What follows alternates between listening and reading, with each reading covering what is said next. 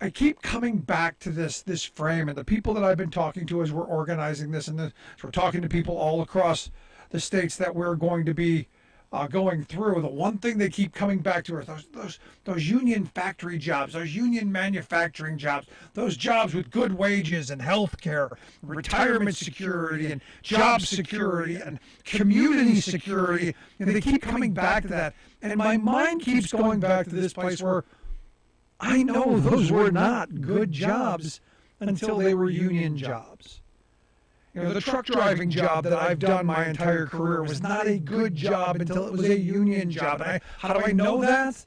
Well, I know that because my grandfather, when he started making 17 cents an hour shoveling coal off the back of a coal truck, 15, 16 hours a day with no overtime, none of that stuff. Backbreaking work for poverty, desperation wages. And the only reason they made it is because he was stealing coal to be able to heat his own home. The dignity of being able to buy his own coal and the dignity to be able to make the way, this is the moment that I'm glad to see all of these workers protesting. And it's spread nationwide, and we're going to see more of this because it's about time. It is about time. So good on them. I'm glad to see it. Good stuff. I want to hear your thoughts on this as well. Now the president. Today the president spoke from the Rose Garden saying that, look, Social Security, that safety net for our seniors, that anti-poverty program for seniors, that's once again on the chopping blocks if Republicans take Congress. And look, it is. He's not wrong. He's not wrong because, you look at the Florida Senator Rick Scott, who came out with his 11, 12, I'm not sure how many point plan we're up to now, but he wants to sunset every federal program every 5 years. And do you really think, stop and think about this for a second. And I'm talking about to the people who are on Social Security and Medicare right now, and people are hoping to get there very soon. Do you really think that this Republican Party, these folks right now, the Mitch McConnells, the Rick Scotts, the Ron Johnsons, the Ted Cruzes, the Marco Rubios, do you really think they are going to reauthorize and re-up Social Security? Socialism? Do you really think they're going to do that? Do you think they're going to allow Medicare to come back? National insurance for seniors? Do you really think that that's a possibility? No, it's not. They have been wanting, dreaming, fantasizing, fetishizing the day when they can kill off those programs and make seniors and working people desperate again. And I know they keep telling us, no, we just don't believe in government programs. No, we're going to hand it over to the private sector so they can rob you blind. I go back to what my high school government teacher said, so many years ago. And I find that bit, when I asked, how do you know which side, which hat to wear, which team to be on, which party to belong to? And he said, well, at the end of the day, Republicans are going to be about policies that help make the wealthy in corporate America stronger. They're for the rich. Democrats are going to be for policies that are going to help the poor. You have to decide as people somewhere in the middle which you're closer to, rich or poor, because you're going to pay for both of them. And he wasn't wrong. And this is one of those moments where Social Security, while you go, if I were smart and I could, a handful of people would do much better investing money on their own. A handful would. The mass would probably do a little worse. And a good number would do horribly worse.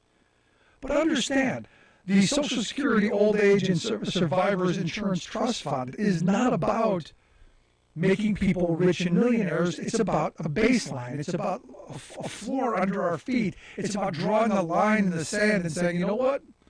We're not going to let Granny die on the street corner. We're not going to allow our seniors to struggle and suffer in poverty. We've seen that movie. I know it's been years since we've seen it, but it's in our past. We're not going to do it again. Now, the reality is the fund is in trouble. In fact, by 2034, it's only going to be able to pay out 77 cents on the dollar that it's owed. And then it will pay that out on infinitum. Medicare, in trouble by 2028. And it's because, and this is not new, not news. This has been decades in the making. We've seen this coming. This has been one of those things you go, hey, maybe we should do something about this. And this is, again, where politicians have been kicking this down the road, and not addressing it. And Biden's finally talking about, hey, we got to fix this. We got to do something. Now, the answer to me is very simple. We have created the largest billionaire class in the history of civilization. We have given them an enormous amount of wealth. It's time that they start kicking in, especially by the fact that most of them don't pay into Social Security because, well, they make their income in other ways. It's time to expand on what income is. We need to expand the definition of income to where we tax them as well. They contribute to the system of Social Security, security for everyone in our society. The giant insurance program that makes sure that every working person doesn't fall below a certain line. And I've been a proponent of scrapping the cap for a very long time. I pay Social Security on every dime that I make. It doesn't make any sense that at noon on January 1st, we've got a bunch of people who that's the most that they're going to pay into it, if they pay anything. This is my view. Now, the Republicans have told us that they're going to save it. Going to save it. You know, the GOP mentality, we have to kill it in order to save it. But you know, that's what they're saying. And if you listen to them, you listen to the Ron Johnsons of the world, no. We don't want to destroy Social Security. No, we want to save it. Yeah, we want to save it. We want to save it by making it, a benefit that isn't really a benefit. We want to cut it down to the bone to where you can't exist on it. And it's what they've run on. Now the weird thing is you get working people who, I don't know if they're not paying attention. I don't know if they don't think that it's them that are going to be affected by it. But Republicans are telling us who they are. They're the party of destroying Social Security and Medicare. Simple. And have been that for a very long time. This is not news. It's not new. It's not news. Shouldn't be a surprise to anyone. It's who they are. It's who they've been from the start. From the day the program was proposed decades ago, passed, implemented, and at every turn they've opposed it. I don't know why now we would go, oh, gee, shocking that the party that hates working people would be against Social Security and Medicare. Wow, who could have known other than everyone? And I'm looking at this moment because, again, I keep saying that we're at a crossroads. We're at a crossroads right now, policy-wise, because, again, my view is policy created the middle class. Policy created that prosperous middle class of my grandparents' generation. And we did that through taxation, we did that through investment, and we did that through encouraging workers to band together and fight for better wages, hours, conditions. That's how we built that middle class. That's how my grandparents got to go from being homeless to leading a solidly American middle-class existence with the white picket fence and retiring in their home and dying with dignity. A retirement that they got with a defined benefit pension, their savings, and Social Security, the three-legged stool.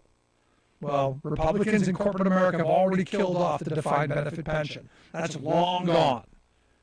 The savings of a generation has been whittled away because wages have been under attack and suppressed for decades. And now they're coming for the Social Security. And we've got an administration right now that's going, hey, we've got to do better. And in fact, one of the things that came out today is that the administration wants to end hunger. And I'm like, what? We're going to talk about ending hunger too? He wants to end hunger by 2030. And you go, that's only 8 years. That's really ambitious. How are you going to do that? Well, we're going to expand aid to families. Food. concept. We're going to give people food. My goodness. You know, the last time we talked about about helping families, because the president is going to be hosting a conference on hunger this week. The first time we've done that since 1969. Over 50 years. Over 50 years. Richard Nixon did it back in 69, where we were talking about, hey, how do we help people? That gave us the Women, Infant, and Children program, the WIC program, that helps over half of the babies born in this country.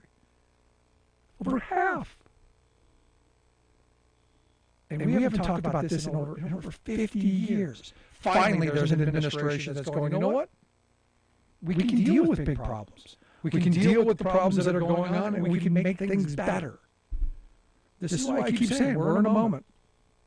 We are in a moment where we are at a crossroads. We can continue down the path that the supply side voodoo Reaganomic folks, give the rich people all the money and let them decide what to do. The neoliberals, that austerity is good, get those working people desperate and back to work for pennies.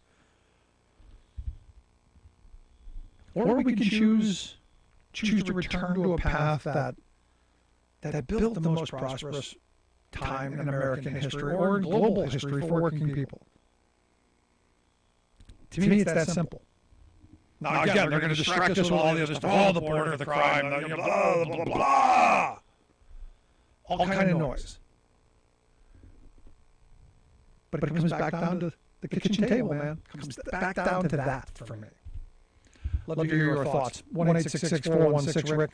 1-866-416-7425. And I'll tell you, as somebody who grew up in a housing project, someone who remembers how difficult it was to get through a month on the pittance that was aid to dependent children, the ADC of the past, the precursor to TANF, which is just as horrible.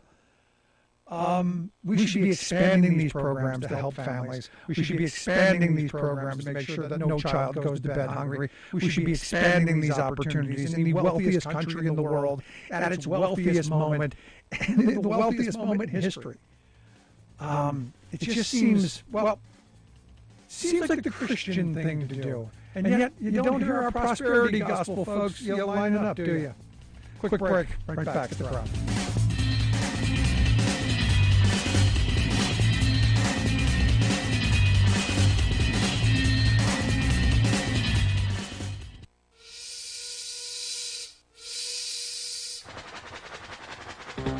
If you're a fan of the show, you've heard our labor history in 2 segments, and you can hear them on the radio pretty much anywhere in the U.S. Labor history has never been more important than it is right now. So here's what we'd like you to do. Tell a teacher. Tell a teacher that labor history is important and that they can get digestible 2-minute lessons that are absolutely free. Free to download, free to use, free to share. Tell a teacher to go to thericksmithshow.com/history and help us put labor back where it belongs, in the classroom. You know, generations of American workers fought, bled, and died to build the American way of life. It's our job to keep their stories alive. Go tell a teacher that we're here to help them do just that.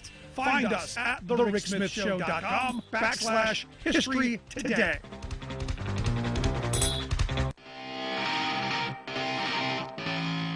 Welcome back to the Rick Smith Show. Now, here is Rick Smith. It just seems simple to me. It seems like we're in a moment where this election matters. Let's go to the phone lines. We've got Colleen in Chicago on line 1. Colleen, how are we doing today? I'm good. Can you hear me? Sure. What's on your mind? Cool. I was just under March. The last time we actually had an actual march on Washington was when Martin Luther King was planning it right before he was assassinated. And it was for hunger and financial inequity. And I was almost as if that was the reason they murdered him more, because they did not want to have the equal. I just believe that people do not want to have, especially those in power, financial power, want to have a balance in with the working class, with individuals to have equal food, equal pay, equal anything. They want to have a superiority of some sort. No, I don't disagree with you. The second he started talking about Coke, and the second he started talking about equal opportunities and pay and equal economy and opportunity, you're spot on right. I appreciate the thoughts. Yeah, I have a union family, and it's always been about working class. I used to talk. Once had a situation where I was at work, and I said, I'm a working class woman. And then this woman said, say that about yourself. I said, are you kidding? I'm proud of it. I said, because I'm part of the working class. We're the ones that built America. Yep. And we're more valuable than those that are just sort of leasing, so to speak. Amen, sister. But I love you. Appreciate the call. Thanks so much, Colleen. Good stuff. Great stuff. No, she's absolutely spot on right. I mean, the reality is we've got, just spot on. Let's go to line 2. We got Jeff in Atlanta on line 2. Jeff, how are we doing today? I'm doing okay. I'm here at Atlanta. I'm my phone and what you are on 2 different dialects. But you remember the last time Alice was on, and she was talking about the police and the whole GOP. They were once for family values, but it's like you said before. Family values were once when a guy could work a 40-hour week and spend time with his family, but now we got to spend 60 hours to make a 40-hour check. Yeah. No, I mean that's the sad reality, and sadly. I remember as a kid, we had blue laws. Sundays were off. Sundays were family time. I would love to hear my prosperity gospel friends go, you know what, we want Sundays off. Nobody works. And this is where, as much as I don't like Chick-fil-A and I'm not fond of their politics, they at least live their values, and they're not open on Sundays. And I give them credit for that. Not much else, but I give them credit for that. Right. But Reagan screwed us all up. And, with his whole, screwing the unions, and the one thing I like, there was one a Trump guy who was against the 40-hour week and against the unions, blah blah blah, but the union stood for the 40-hour week, and if you worked more than your time, you got your time shared. Yep. No. I mean the old fight for the 8-hour day, 8 hours for work, 8 hours for rest, 8 hours for what you will. We need to be fighting that again. Jeff, I appreciate the thoughts, man. Thanks so much. Bye. Good stuff. No, I mean we're right back in that moment, and the hope is we come back around. Let's go to Joey on line 3. Joey, how are we doing today? Hey, how are you, Rick? I'm down here in Florida getting ready for the storm. I just want to give a shout-out to the SPFEA, my union, and all my union brothers and sisters and first responder unions who are going to be out here in Florida fighting a good fight. I also want to give a shout-out to the IBEW and infrastructure unions keep us rolling every day. And I just want to say that a couple of years ago when we had another hurricane that came in here and knocked off the infrastructure, I didn't see the lights even come back on until I saw IBEW trucks rolling through town. So just shout out again to my union brothers and sisters who are going to be on the first line during this crisis or this storm and the other crisis that we face every day and the other issues we face every day that the unions take care of. So again, guys, solidarity. And thanks, Rick, for what you do for the working class. Solidarity to you all. Thanks so much, Joey. And stay safe. And make sure you stay safe and help some other folks. Good for you, man. Thanks, brother. We'll do. Solidarity. Solidarity, brother. No, this is my hope. My heart goes out to these folks preparing for the storm, and like he said, it's going to be those union workers who are going to roll in there, who are going to put their lives on the line, who are going to go out there and going to do the work to get things back up and rolling, and good on them as well. But this is where we need to be. This is where we need to be going, in this direction of working together. And when a storm happens, it shouldn't be political. It shouldn't be red hat, blue hat. It should be, hey, we're moving forward. we're going to take care of our neighbors and our friends and our families and strangers. And my thoughts going out to all the people who are in this storm's way. But again, this is another one of those moments. We've got to be dealing with what is coming. And what is coming are more of these storms. What's coming is the effects of climate change. What's coming is mass migration and all of the problems that are going to come out of this. And the question is, policy-wise, how are we going to move forward? For me, all of this comes back to what policies are you going to put forth? And sadly, our political system has become all about scoring points. Who gets over on who makes the best tweet, instead of going, what policies are going to make our lives better?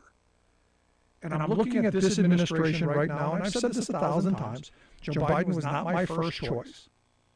But he has risen to the occasion.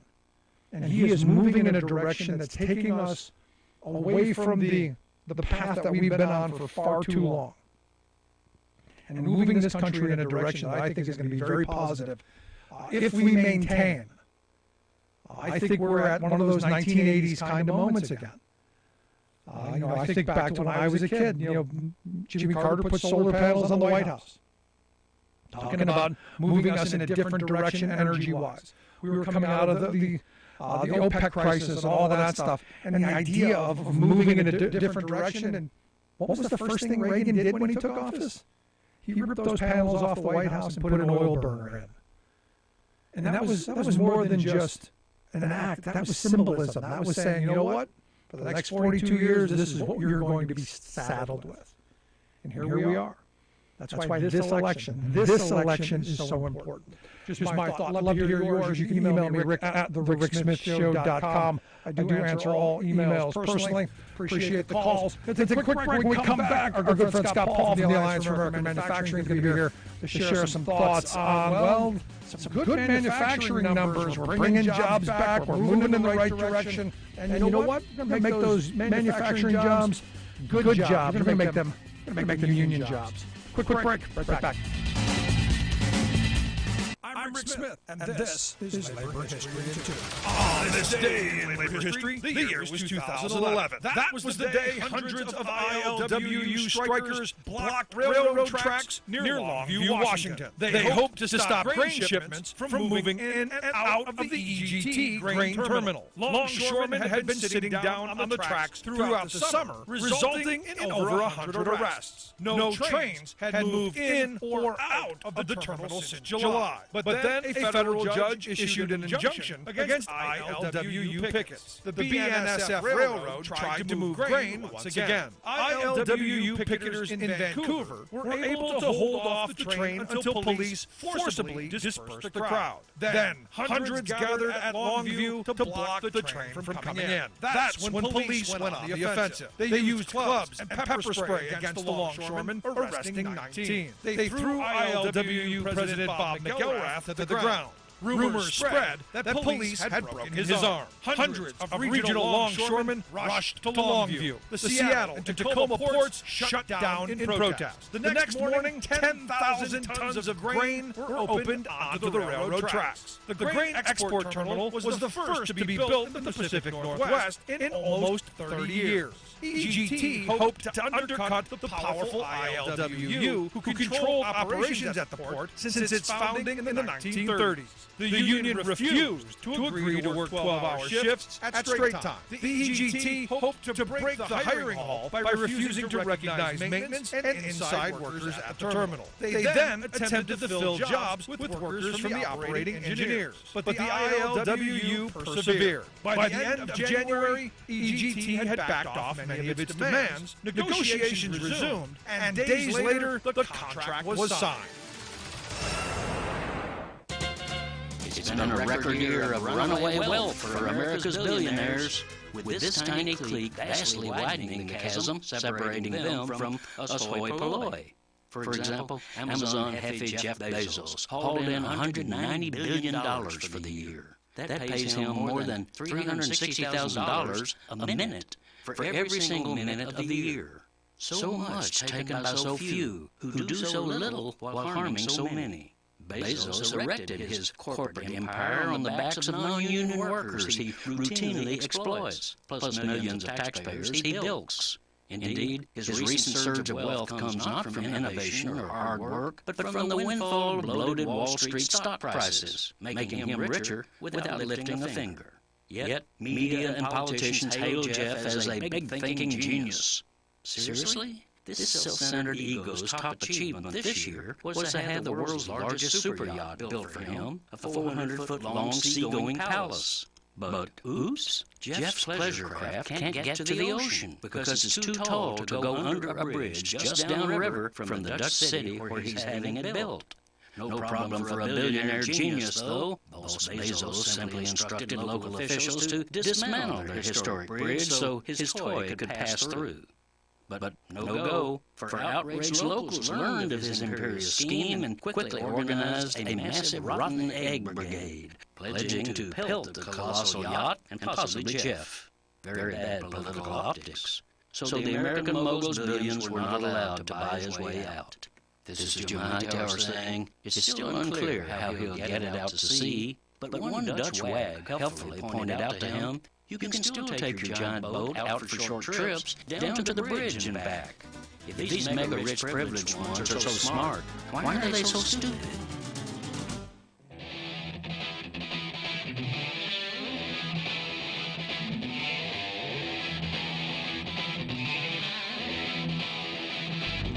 Welcome back to the Rick Smith Show. Now, here is Rick Smith. So a bipartisan group of senators and Congress folks signed on to a letter calling for executive action on our supply chains. And there's a part of it that caught my attention. They wrote, when we cede our manufacturing power and technological know-how to foreign adversaries, we are hurting our economy, our global competitiveness, American workers, industry, and national security. Government action on this front is long overdue to address the scope and magnitude of these serious risks we face as a country. And I'm going, was this written 10, 15 years ago? Because this ain't new, folks. Would have been nice of you to come up with this epiphany, I don't know, 17 years ago. Would have saved me a lot of words. And here's some thoughts on, this grand epiphany in this letter that they've sent President Biden. And maybe where we go from here, I've asked our good friend Scott Paul to come talk with us. Scott is the president of the Alliance for American Manufacturing, AmericanManufacturing.org, their website. Scott, thanks for taking time for us. Hey, Rick, it is great to be with you. You're right. We've heard this song before, haven't we? Yeah, I mean, clearly I'm being obnoxious here going, hey, welcome to the game. Welcome to the show. We've been saying this for a long time. Better late than never, maybe. But what do we do with this now? Yeah. So just a bit of background. There's this issue when foreign investment comes into the United States, it's subject to a review under a law called CFIUS, which is CFIUS, Committee on Foreign Investment in the United States, to see if it's going to negatively impact domestic industry or national security in some way. Because particularly if you think about it, a state-owned company from somewhere else doesn't have the same cost of capital, doesn't have the same profit motive.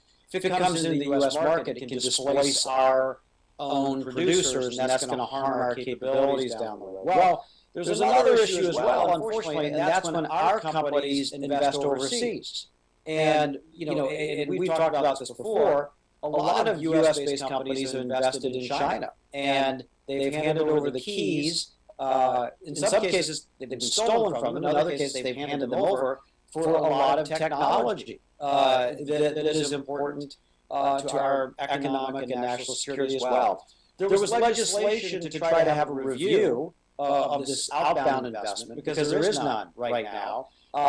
Pennsylvania's own Senator Bob Casey was one of the authors, along with John Cornyn from Texas and a few others.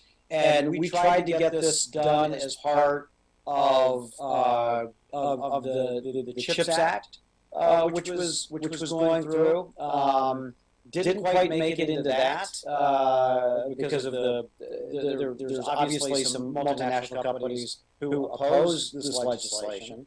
But it turns out that the administration probably does have some regulatory authority to look at this. And so they're basically saying, look, the legislative vehicle is kind of stalled for the year, but there are things that we can do within the Treasury Department, within the Commerce Department, to take a look at this to see if some of these investments that big companies are making overseas are in fact wise, or do they threaten national security? Yeah, I mean, we've talked about stories over the years of Chinese companies buying up our companies, and U.S. companies going overseas, and as you point out, having their technology stolen, or they just give it away. At which point, I have no sympathy for them in either case, because they made the choice to go. They had a place where their patents and their intellectual property is well protected. That's right here where they should have stayed. But we're in this moment, I think, coming out of the pandemic, where people are finally pulling their head up and asking questions: are some of the investments we're allowing and some of the shifting of manufacturing, is this the right thing at the right time? And I'm glad to see that finally people are coming around to my way of thinking. Yeah. You're right. It's taken a while, and this is a recommendation that the U.S.-China Economic and Security Review Commission, which was established more than 20 years ago, has been consistently making. It's foolish for us not to review the big investments that our big companies are making in markets like China, where they can spawn competitors against all of us, and we've seen the impact of this, Rick. And so my hope is that we'll find a way forward, and we'll at least get some reviews in place in the near future. And my bigger concern is you get these Chinese firms who come in here and buy up American companies and then behave as if they're American companies, yet they're beholden to the Chinese communist government. And they're making things that are high-tech stuff. For instance, we're moving towards a 5G system where the computers are talking to each other. This is high-level stuff where cars are going to be talking to each other. 80,000-pound trucks are going to be talking to each other at some point. Computer systems across every, you name it. And yet they're going to be made with Chinese chips and Chinese communication systems. I'm really uncomfortable. And I think most Americans are really uncomfortable with that when you talk about the Chinese Communist government having their fingers in that. That's right. And I want to say this is not because of any anti-China bias. This is strictly a matter of the record of the Chinese Communist Party and the demonstrated lengths that it is willing to go to conduct cyber warfare, cyber espionage, and to embed in technology items that can collect data surreptitiously. This is done on a widespread basis in China, and we also know that technologies have been deployed overseas, including in the United States, aimed at critics or economic competitors or dissidents. And so this is a very, very serious issue, Rick, and we should, and I'm not saying this in a jingoistic way, but just as a matter of fact, it is a mistake to allow products that are made by companies based in China that have a connection to the Chinese government to be part of our communication, our telecommunications, or our cybersecurity infrastructure here in the United States. It could have disastrous consequences. But here's a question, because during the Trump years, you had this company, Huawei, who we were going to ban from doing things here in the U.S. I was all in favor of banning them. They should have no business doing anything on the communication front, given the record in communist China on violations of personal liberties, on security state, and the surveillance state that they are. And yet the Trump administration back there kind of gave them a pass. Yeah. I mean, it's a complicated issue, but you're right. They kind of had a half-baked ban, and it took a long time to get there. But I do think that there is bipartisan recognition now of the danger of all of this, and the challenge that we face is that when this infrastructure, the 5G, is built out, there's a federal interest in it, but it's built by private companies, and these private companies obviously want to make higher margins. And guess what?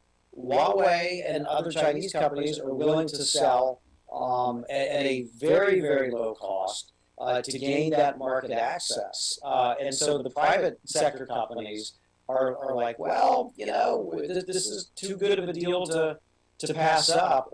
But in the long run, it could do considerable damage, Right. again, to the security of our telecommunications and other important infrastructure. And an example of this is, I was reading a story today on Apple going to be using some kind of a chip that's made in China. And there's a kind of a pushback. Explain this, because if I'm Apple, do I really want this stuff coming from China? And I know that the Chinese Communist government has an awful lot of power enforcing corporations. And look, you got John Cena to learn Mandarin and apologize for recognizing Taiwan. They've got a lot of power. But if I'm the head of Apple, do I really want that in my product? And if I'm a consumer, do I want to buy an iPhone with a Chinese chip that who knows? Or am I being paranoid? Yeah, you're not being paranoid, Rick. I think you're articulating the right amount of concern here.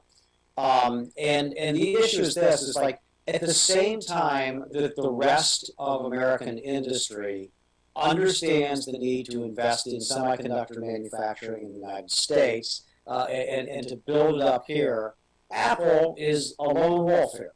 And a few years ago, they indicated to Intel and some of their other vendors that they were going to do their own semiconductor chips. Okay, and obviously Apple's a big customer. And not only that, but they're going to have them manufactured in China. And it is a serious problem because the iPhone, the 14s, the latest ones, may in fact have some of these chips that are manufactured by a state-owned enterprise in China. And I'll admit, I use an Apple product. All of, unfortunately, the smartphones are made in Asia, and most of them are made in China. But I think there is no possible way that I would buy a phone with a chip like that in it, because there is too much ability for secret data collection. And again, this has been demonstrated that it is possible, and ultimately these companies answer to the Chinese Communist Party. And so, I know some senators wrote to the administration expressing some concerns about this, and so there should be certainly a review of this. And at a minimum, there ought to be limitations placed on government use of these until we get to the bottom of this. We are most certainly in interesting times. You're listening to The Rick Smith Show with Scott Paul. He's the president of the Alliance for American Manufacturing, AmericanManufacturing.org, their website.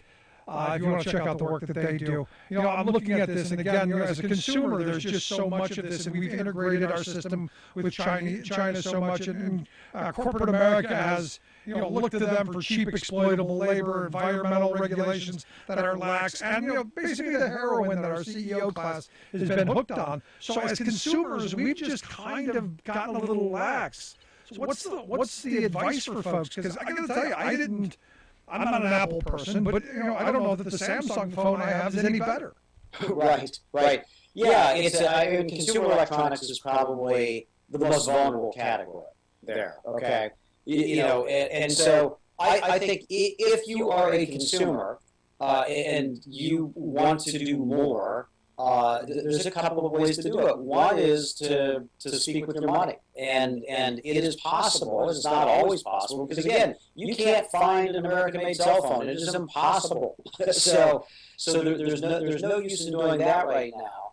But there are a lot of other choices that can be made that will support American industry. And there's a lot of resources on how to do this, including on our website, where we have a directory of companies that are making fantastic products in the United States. The other thing is to use your political voice and to make sure that the candidates that you're supporting understand the importance of Made in America and why it's important for jobs and for sustainability and for a lot of the values that we as Americans hold near and dear to our hearts. Yep. And I always let companies know that if they don't offer an American-made option, how kind of upset I am, especially the companies that wrap themselves around the flag. That really gets me going.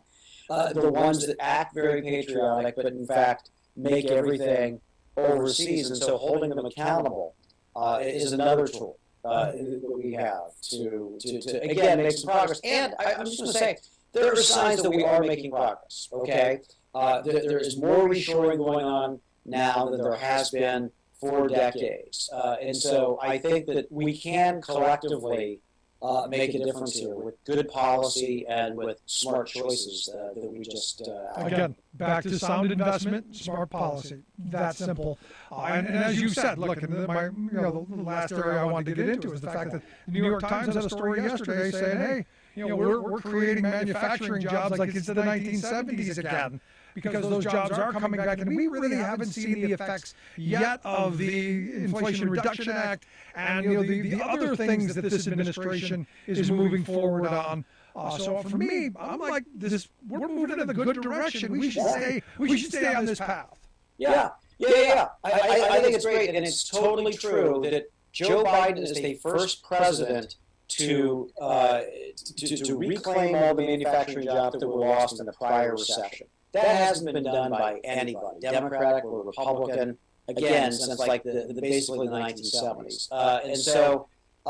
And that's before, you're right, that this kind of like turbocharged investment in manufacturing is going to take hold. You have $1.2 trillion in the infrastructure and jobs. You have hundreds of billions of dollars in the Inflation Reduction Act for clean energy projects, and you have over $300 billion as well in the CHIPS Act, not only for semiconductors, but for other types of advanced manufacturing. And so we're at the very tip of this. And there's some exciting days ahead if we keep these policies in place. But what we don't want to do is elect people to office that are going to turn this back. It would be a huge mistake, and we'd be ceding all of this ground back to China. Yeah, and there's one of the political parties who's running around saying that they're going to undo all of it, which makes no sense to me. I think we're on a good path to return us to a day of prosperity for working people, broad shared prosperity for working people, by investing in infrastructure, by investing in manufacturing, and talking about strong unions, rebuilding that economy that my grandparents' generation fought, bled, and died for. I think that's the path forward. I think come November, we've got a choice to make. But Scott, I appreciate you taking some time for us. As always, great stuff. Keep up the great work. All right back to you, Rick. Thanks so much for having me on tonight. Thanks so much. Our good friend Scott Paul, the Alliance for American Manufacturing, AmericanManufacturing.org, the website. Love to hear your thoughts. 1-866-416-RICK, 1-866-416-7425. This is The Rick Smith Show for working people. Come to the top.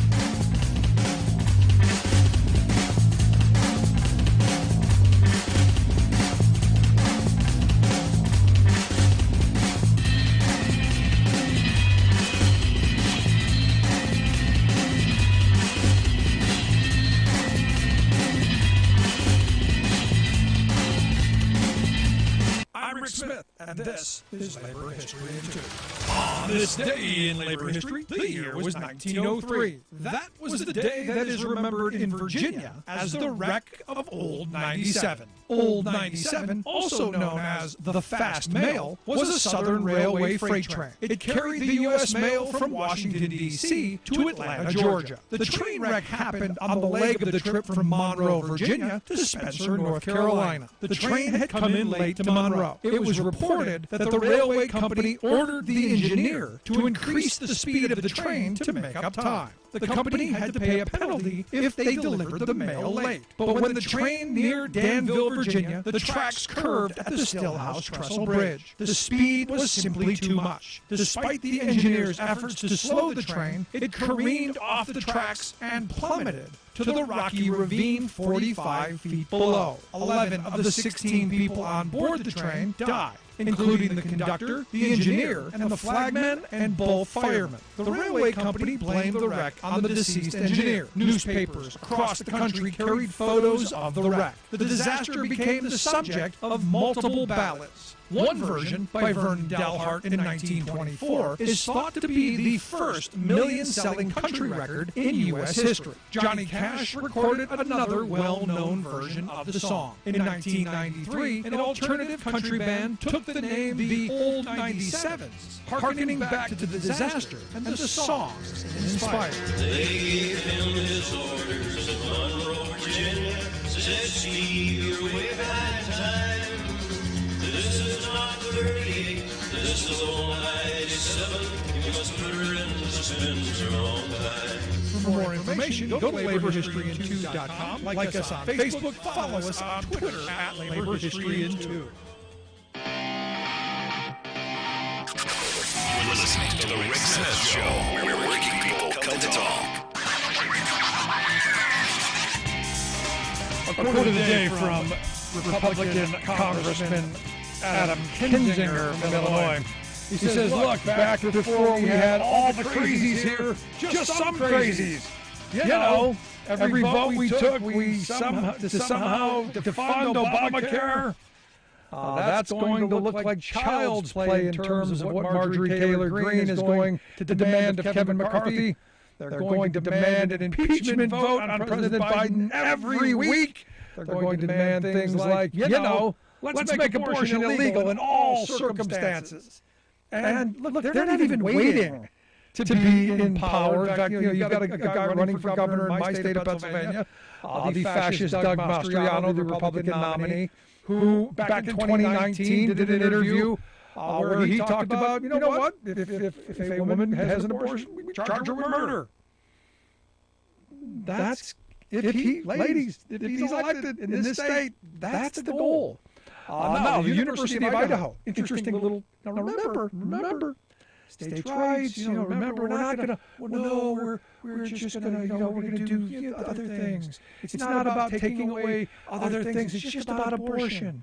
But the University of Idaho told their employees on Friday that they would be charged with a felony if they talked about abortion, if they talked about it. Because that's a new state law, evidently. Talking about it will get you a felony.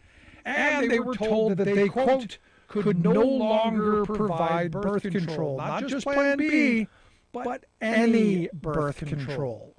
Again, remember what I said 10 years ago. They're going to come for Roe, and then they're coming for Griswold. Not surprised. Just telling you what's going on. Let's go to the phones real quick. Get Alice on line one. Alice, how are we doing today? We're doing okay. What I wanted to say was, the Republicans, we're going to have all these kids running around. We're going to have old people that don't have any Social Security or Medicare. So I guess we're going to bring back poorhouses, which, if you recall, up to the 19th century, the end of the 19th century, beginning of the 20th, we had poorhouses, and then we had all of these workhouses where they sent the poor old people. We used to have one here in my little rural county, and then they ended up closing it down in the 40s. And then they changed it over to a county-run home for the elderly, and they ended up closing it, I believe, in the early 70s. But I don't think, people are thinking, because do you really want to see Grandma wind up, in the poorhouse? Yeah, making America great again, Alice. Yeah, hey, cheap labor. Scary stuff. Have a good one. Thanks so much, Alice. And, to highlight her point, my mother worked in one of those nursing homes back in the 70s when I was a kid. It was, it was for the indigent, and those people, they were destitute. They didn't have family come to visit, and the staff was underpaid and overworked, and it was one of the most, I think back to those days, and it was horrible what we did to people. Now, I'll tell you, some of the stories of the people that I met and the stories that they shared with me as a young kid, because I used to go there after school and wait for my mother to get off work, and I would spend time with these residents, and their life stories were just incredible. But you think about just being warehoused in these, and there were 4 or 6 of them in a room. I mean, it was just horrible conditions. And my fear is we're heading back to that. We're heading back to an era where the rich do very well, and the rest of us not so much. But funny story. I still remember the guy who told me that he was one of 19 kids. And I said, 19 kids? And he goes, yeah. I go, 19 kids? I mean, my mind couldn't wrap around it. And I said, how is that possible? He goes, well, my parents didn't have TV. And, it didn't dawn on me until I was much older. Much older. I mean, I was probably 7 or 8 years old when that story happened, but I was much older when I go, oh, yeah, I get it. Maybe I wasn't the brightest 7 or 8 year old. It was a different era. We didn't have the inner tubes back then. But no, it's I don't want to return to those days, because I remember the working conditions, and my mother's working conditions, as bad as they were all of those folks' living conditions. And I still remember the smell, and just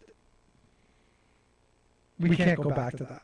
No matter how much our friends on the right want and fetishize and dream of taking us backwards. Can't do it. Won't do it. Just my thoughts. Love to hear yours. Email me, rick@thericksmithshow.com. If you missed any portion of the program, make sure you grab the podcast, wherever you get yours, from Stitcher to Podbean, iTunes to iHeart. Wherever you get them, you'll find ours. Amazing stuff.